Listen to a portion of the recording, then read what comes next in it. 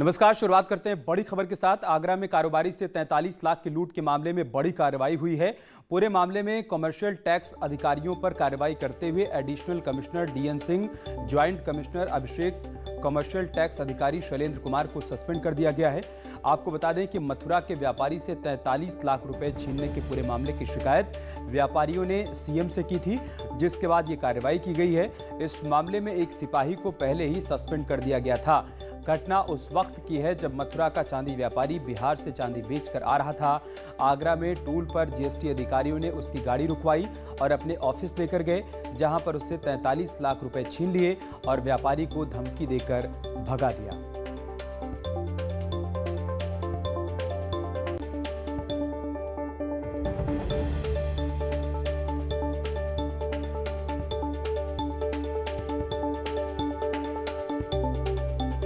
तो आगरा से बड़ी खबर हम आपको बता रहे हैं। कारोबारी से 43 लाख की लूट के मामले में बड़ी कार्रवाई हुई है। पूरे मामले में कमर्शियल टैक्स अधिकारियों पर कार्रवाई करते हुए additional commissioner DN Singh, joint commissioner Abhishek, commercial tax अधिकारी शैलेंद्र कुमार को सस्पेंड कर दिया गया है। यहाँ पर आपको ये भी बता दें कि मथुरा के व्यापारी से 43 लाख रुपए छीनने के पूरे मामले में शिकायत की गई थी। व्यापारियों ने सीएम से शिकायत की थी, जिसके बाद अब ये कार्रवाई हुई है। इस मामले में एक सिपाही को पहले ही सस्पेंड कर दिया गया था। ये घटना उस वक्त की है जब मथुरा का चांदी व्यापारी बिहार से चांदी बेचकर वापस आ रहा था, तभी उससे 43 लाख रुपए छीन लिए गए थे। आगरा से हमारे सहयोगी आरिफ हमारे साथ जुड़ चुके हैं। आरिफ, क्या जानकारी आपके पास? देखिए अमित, जो व्यापारी है मथुरा का, वो बिहार से लौट के आ रहा था। उससे 43 लाख रुपए की लूट कर ली गई। चूंकि मुकदमा लूट का लिखा गया है, लिहाजा हम तो लूट ही कहेंगे। सबसे खास बात यह है कि जो व्यापारी है वो मुख्यमंत्री से मिला था। जब मुख्यमंत्री आगरा आए थे उस दौरान उसने मुलाकात मुख्यमंत्री से की थी और मुख्यमंत्री ने इस पूरे मामले का संज्ञान लिया और आला अधिकारियों को पूरे मामले की जांच के आदेश दिए। आगरा से लेकर लखनऊ तक इस पूरे मामले की जांच के आदेश हुए और इस पूरी जांच के बाद पता चला कि जीएसटी के अधिकारी है वो इस लूट में शामिल है, पुलिस का एक सिपाही है वो इस लूट में शामिल है। यानी कुल मिलाकर यह पूरी तरह से एक संगठित रूप से ये लूट कर रहे थे। पहली बार ऐसा मामला सामने आया है, लिहाजा आशंका इस बात की भी जताई जा रही है अमित, कि हो सकता है पहले भी इस तरह के तमाम व्यापारी जाते हैं, वो इस तरह से पैसे लेके जाते हैं, उनको इस तरह की वारदात हुई हो, लेकिन शायद कोई नहीं बोला हो। लेकिन ये व्यापारी बोला और जो जुल्म हुआ उसके खिलाफ उसने उसकी शिकायत मुख्यमंत्री से की और जो लखनऊ में बैठे आला अधिकारी हैं उन्होंने इस पूरे मामले को ठीक से जांच कराया और पूरा मामला निकल कर आया कि 43 लाख रुपए व्यापारी से लूट लिए गए। हालांकि कई दिन के बाद इसमें एफआईआर दर्ज हुई। अभी एक सिपाही जेल भेज दिया गया है, लेकिन पुलिस के आला अधिकारी कह रहे हैं कि जो भी इसमें दोषी है, चाहे जीएसटी के अधिकारी हो या कोई भी शामिल होगा, सबके खिलाफ बड़ा एक्शन होगा और कार्रवाई की जाएगी। जी ठीक है आरिफ, चूंकि एक्शन लखनऊ से लिया गया और वहीं से हमारे सहयोगी प्रशांत भी हमारे साथ जुड़ चुके हैं। प्रशांत, आपके पास क्या जानकारी, क्या अपडेट है?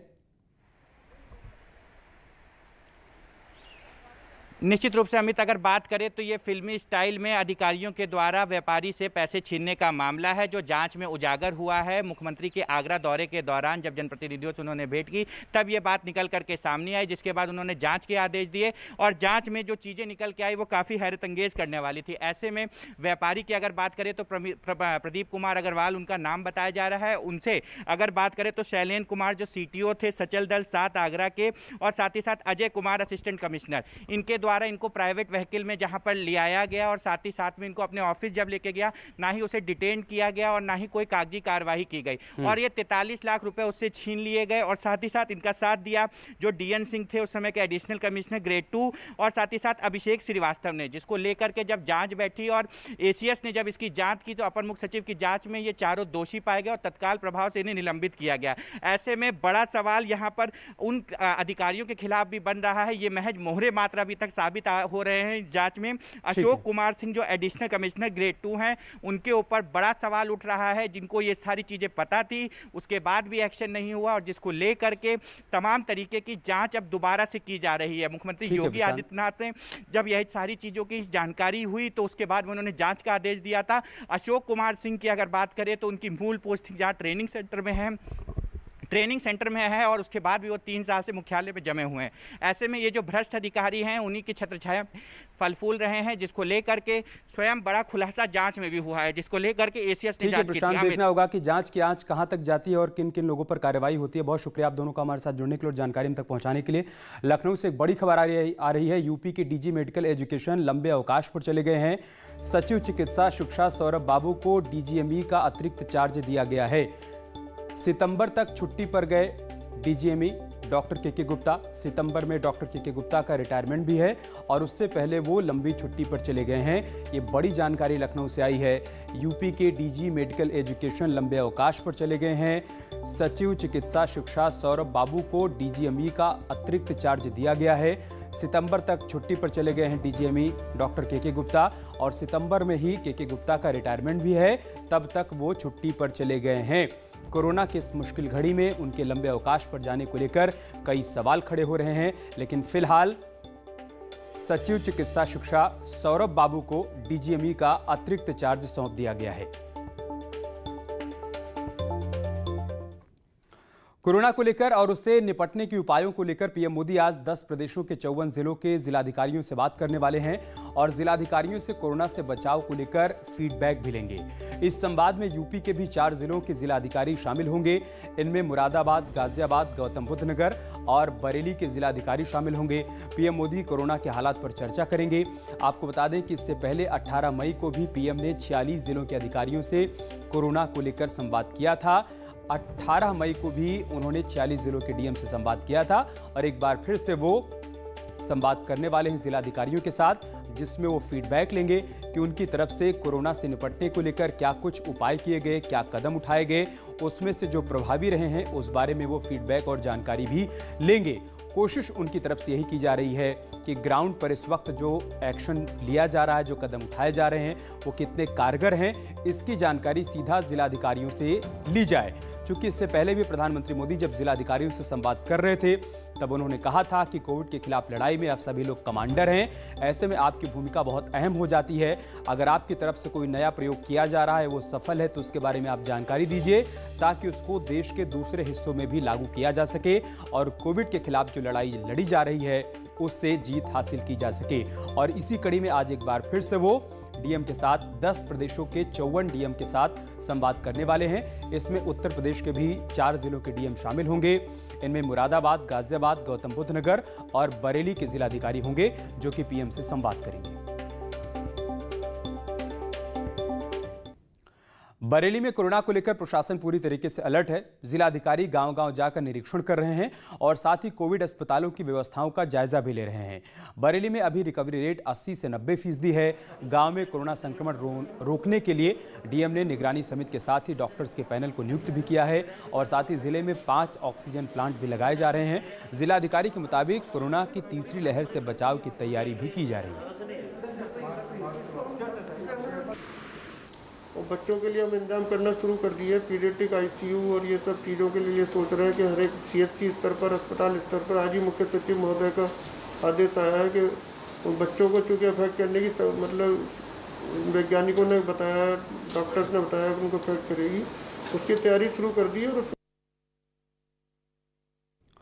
मुरादाबाद के जिलाधिकारी भी पीएम से संवाद कार्यक्रम में शामिल होंगे। मुरादाबाद जिला प्रशासन भी कोरोना के तीसरी लहर की आशंका से तैयारियों में जुटा हुआ है। कलेक्ट्रेट परिसर में कोरोना कोविड कमांड सेंटर भी तैयार किया गया है। मुरादाबाद में अभी 3000 के करीब एक्टिव मरीज अपना इलाज करवा रहे हैं। यहाँ पर पॉजिटिव मरीजों के मिलने का प्रतिशत भी घटकर 4.5% हो गया है। प्रधानमंत्री नरेंद्र मोदी 20 मई को देश के 100 जिलों के जिलाधिकारियों से बात करेंगे, जिसमें उत्तर प्रदेश के 5 जिलाधिकारी हैं, जिसमें एक जिलाधिकारी मुरादाबाद के राकेश कुमार सिंह हैं। प्रधानमंत्री नरेंद्र मोदी ये जानेंगे कि किस तरह हज़ारों कोरोना पॉजिटिव मिलने के बाद मुरादाबाद में अब कोरोना पॉजिटिव मरीजों का जो प्रतिशत है वो 4.5 आ गया है। मुरादाबाद में लगभग 36,000 से ज़्यादा कोरोना पॉजिटिव मरीज़ मिल चुके हैं, जिसमें 33,000 से ज़्यादा मरीज़ ठीक हो चुके हैं। इस वक्त मैं मुरादाबाद के कोरोना कोविड कंट्रोल रूम में हूँ, जहाँ 12 मई को खुद उत्तर प्रदेश के मुख्यमंत्री योगी आदित्यनाथ ने दौरा किया था और यहाँ दिशा निर्देश दिए थे कि किस तरह पहले ट्रेस करना है, फिर ट्रीट करना है और उसके बाद उनका इलाज कराना है, ध्यान देना है। तो उस दिशा निर्देश के बाद अब यहाँ पर पूरी तरह आप देख सकते हैं अधिकारी तैयारियों में लगे हुए हैं। अब जिस तरह बताया जा रहा है कि कोरोना की थर्ड वेव में 4 साल से 18 साल तक के जो युवा बच्चे हैं उनके ऊपर ज़्यादा असर पड़ सकता है, उसको लेके पूरी तरह यहाँ पर तैयारियाँ की जा रही हैं। जो कोविड इंटीग्रेटेड कंट्रोल रूम है, खुद मुख्यमंत्री ने यहाँ पर आके निरीक्षण किया था। जो शुरुआत की थी उत्तर प्रदेश में वो यहीं से की थी, बरेली और मुरादाबाद मंडल से। तो मुरादाबाद में आप देख सकते हैं इस तरह का कंट्रोल रूम में यहाँ पर तैयारियाँ चल रही हैं और तमाम अधिकारी यहाँ पर लोगों से बात कर रहे हैं। जिस तरह की जो ज़रूरत जिसे है, ऑक्सीजन की ज़रूरत है तो ऑक्सीजन की ज़रूरत दिलाई जा रही है, अगर किसी को एम्बुलेंस की ज़रूरत है तो एम्बुलेंस का इंतज़ाम किया जा रहा है। तो तमाम तरह के इंतज़ाम इस कोविड कंट्रोल रूम के ज़रिए किए जा रहे हैं। आपको नज़र आएगा तमाम यहाँ पर कर्मचारी और अधिकारी बैठे हैं, नगर निगम हो, पुलिस विभाग हो, स्वास्थ्य विभाग हो, सभी जगह के अधिकारी यहाँ बैठे हैं। और तीसरी वेव को लेकर भी अब यहाँ पर तैयारी की जा रही है कि अगर तीसरी वेव में 4 साल से 18 साल तक के लोगों को ज़्यादा कोरोना अपने संपर्क में लेता है तो उनका किस तरह इलाज किया जाएगा, किस तरह उनको होम आइसोलेट किया जाएगा या हालत गंभीर होने पर किन अस्पतालों में उनको भर्ती किया जाएगा। तो मुरादाबाद में कोविड कंट्रोल रूम के ज़रिए L1, L2, L3 जो हॉस्पिटल हैं, कोविड हॉस्पिटल, वहाँ पे भी पूरे इंतज़ाम परखे जा रहे हैं। बच्चों के लिए अगर ज़रूरत पड़ी तो किस तरह उन्हें भर्ती कराया जाएगा। छोटे बच्चे होंगे तो उनके साथ अगर उनके परिजन नॉन कोविड हुए तो उनको किस तरह रखा जाएगा। इस तरह की तमाम तैयारियां इस कोविड कंट्रोल रूम से की जा रही हैं। वीडियो जर्नलिस्ट पीयूष शर्मा के साथ फरीद शमसी, न्यूज़ 18 मुरादाबाद। देश में मेडिकल रिसर्च की अग्रणी संस्था ICMR ने अब कोरोना जांच के लिए नई एडवाइजरी जारी कर दी है। नई एडवाइजरी के मुताबिक कोरोना की जांच अब लोग घर में ही कर पाएंगे। कोविड एंटीजन टेस्ट के लिए एक टेस्ट किट को ICMR की मंजूरी मिल गई है। इस किट के जरिए लोग घर में ही नाक के जरिए कोरोना जांच के लिए सैंपल ले पाएंगे। होम आइसोलेशन टेस्टिंग किट के लिए Mylab discovery solution limited Pune की कंपनी को अधिकृत किया गया है। इस किट का नाम कोविसेल्फ है। एडवाइजरी में कहा गया है कि होम टेस्टिंग सिर्फ सिम्टोमेटिक मरीजों के लिए है या फिर जो लोग लैब में कन्फर्म केस के सीधे संपर्क में आए हों उनके लिए है। होम टेस्टिंग कंपनी के सुझाए मैनुअल तौर तरीके से होगी। होम टेस्टिंग के लिए गूगल प्ले स्टोर और एप्पल स्टोर से मोबाइल ऐप डाउनलोड करना होगा। मोबाइल ऐप के जरिए पॉजिटिव और नेगेटिव रिपोर्ट मिल जाएगी।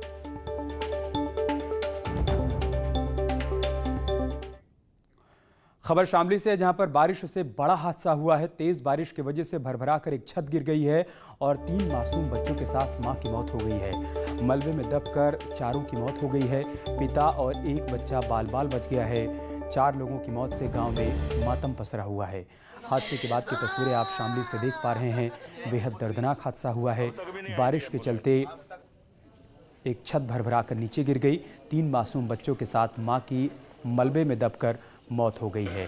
पिता और एक बच्चा बाल बाल बच गया है। और शामली से हमारे सहयोगी शहनवाज हमारे साथ जुड़ चुके हैं। शहनवाज, क्या जानकारी इस हादसे के बारे में?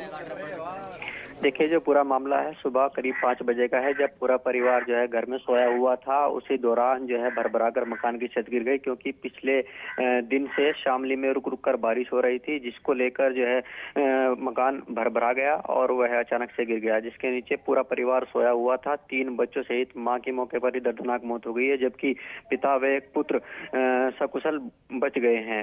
आसपास के लोगों ने इस पूरे मामले की जानकारी प्रशासन को दी है। फिलहाल प्रशासन की टीम मौके पर पहुंच गई और पूरे मामले की जांच पड़ताल कर रही है। लेकिन जिस तरीके से परिवार के 4 लोगों की मौत हो गई है, तो कहीं ना कहीं ये बड़ा हादसा है और जो क्षेत्र के लोग हैं और जो परिवार के लोग हैं उनमें गम का माहौल है। जी, शुक्रिया आपका हमारे साथ जुड़ने के लिए और जानकारी हम तक पहुंचाने के लिए।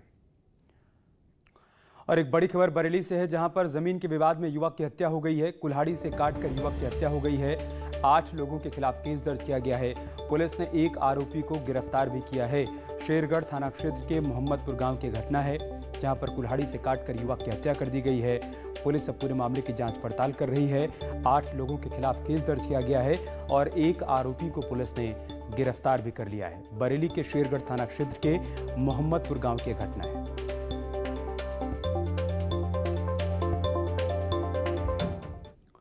सोनभद्र में एक परिवार को पीएम मोदी ने चिट्ठी भेजकर नवविवाहित जोड़े को शुभकामनाएं दी हैं। चुर्क के कोलुहा के रहने वाली पूनम देवी की बेटी कोमल की शादी 30 अप्रैल को हुई थी, जिसको लेकर पीएम मोदी को भी निमंत्रण पत्र भेजा गया था, जिसका जवाब आया है। दरअसल पिता के निधन के बाद कोमल का परिवार पीएम मोदी को अपना गार्जियन मानता है और इसी को लेकर परिवार ने पीएम मोदी को शादी में आने का निमंत्रण भेजा था। पीएम मोदी की चिट्ठी आने के बाद परिवार ने उनका धन्यवाद किया। हमारे देश के यशस्वी प्रधानमंत्री नरेंद्र मोदी जी, हम आपका बहुत आभार व्यक्त करते हैं कि आपने हमें अपना आशीर्वाद पत्र दिया, जिसे पाकर हम बहुत खुशी हैं और हमारे परिवार के लोग बहुत खुश हैं। आपका ये आशीर्वाद पत्र हमारे लिए बहुत ही बहुमूल्य है, जिसे पाकर हमारे पूरे परिवार में बहुत बहुत खुशी का माहौल है और आपने हमें अपना कीमती समय निकालकर इस महामारी के समय इतना अच्छा आशीर्वाद दिया जो हमारे लिए बहुत ही बहुमूल्य है। मुजफ्फरनगर में देर रात पीएसी के वाहन की ट्रक से भिड़ंत हो गई। घटना में 5 जवानों को चोट आई है। सभी जवान 44 बटालियन पीएसी में तैनात हैं। जिस वक्त हादसा हुआ उस वक्त बस में 8 लोग सवार थे। वहीं हादसे में जख्मी जवानों का नजदीकी अस्पताल में इलाज करवाया गया। घटना के बाद एसएसपी अभिषेक यादव ने सभी घायल जवानों से मुलाकात की और घटना की जाँच के आदेश भी दिए। 3 पीएसी 44 बटालियन के जवान हैं, अंकित, अंकुर और दिव्य शक्ति। इसमें अंकित के चोट ज़्यादा है, जिसको रेफर कर रहे हैं मेरठ, हेड इंजरी। कुछ ट्रक से एक्सीडेंट बता रहे थे, पुलिस द्वारा लाएंगे। प्राथमिक उपचार के बाद 1 को रेफर कर रहे हैं, 2 को भर्ती। देखिए, जनपद मुजफ्फरनगर में 44 बटालियन पीएसी कंपनी तैनात है। ड्यूटी कवाल गांव में इनकी लगी हुई थी। रात्रि में अपनी ड्यूटी की शिफ्ट ख़त्म करके जो इनका रुकने का स्थान है वहाँ पर ये जा रहे थे, उसी के बीच गाड़ी का एक्सीडेंट हुआ। उसमें 4 पुलिसकर्मी हमारे घायल हुए, जिसमें से 3 वर्तमान में ठीक हैं, चौथा भी ठीक है। उसकी आँख के ऊपर थोड़ी चोट आई है, जिसकी वजह से उसका इलाज चल रहा है।